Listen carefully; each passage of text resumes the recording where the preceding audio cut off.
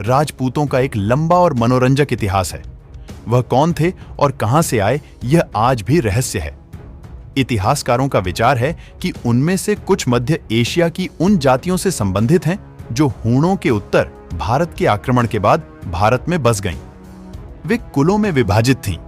राजपूत हमेशा जोर देकर कहते थे कि वे क्षत्रिय जाति के हैं। राजपूत राजाओं ने अपने वंशों के इतिहास लिखवाए, जिनमें उनका संबंध प्राचीन सूर्यवंशी या चंद्रवंशी राजाओं से जोड़ा गया। किंतु 4 ऐसे राजपूत वंश भी थे जो अपने को इन 2 प्राचीन वंशों का उत्तराधिकारी नहीं कहते थे। वे अपने को अग्निकुल का बतलाते थे। ये चारों वंश इस काल के इतिहास में सबसे अधिक प्रसिद्ध हैं।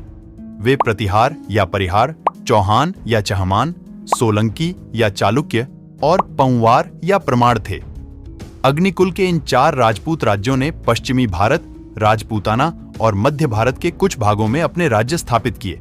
राजपूतों के मध्य भाग में चौहानों का शक्तिशाली राज्य था।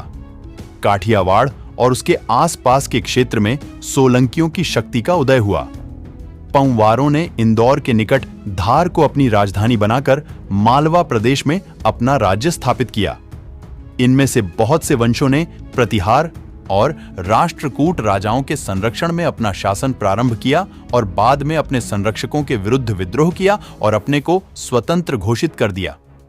दूसरे छोटे शासक भी शक्तिशाली बन गए और धीरे धीरे उन्होंने उत्तर भारत के विभिन्न भागों में अपने छोटे छोटे राज्य स्थापित कर लिए।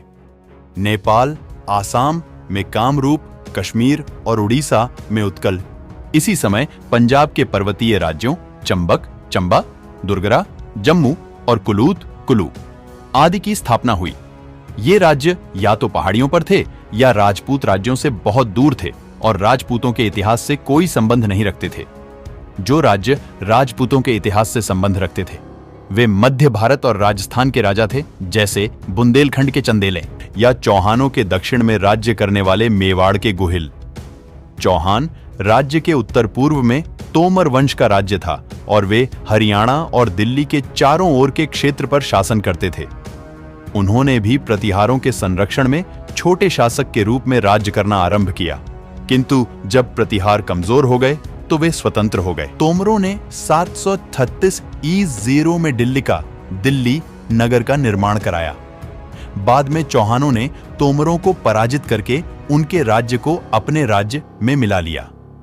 हिंदी के कवि चंद बरदाई के लिखे पृथ्वीराज रासो नामक प्रसिद्ध गाथा काव्य का नायक पृथ्वीराज तृतीय चौहान वंश का ही था। ये राज्य अधिकतर अपनी शक्ति का प्रदर्शन करने के लिए परस्पर युद्ध करते रहते थे। इन युद्धों ने उनको कमजोर कर डाला। जब उन पर उत्तर पश्चिम से आक्रमण हुए तब वे उचित ढंग से अपनी रक्षा न कर सके। इन आक्रमण करने वालों में सबसे पहला महमूद गजनवी था। तो दोस्तों, ये था आज का वीडियो पसंद आई तो लाइक करें, शेयर करें और चैनल को सब्सक्राइब करें।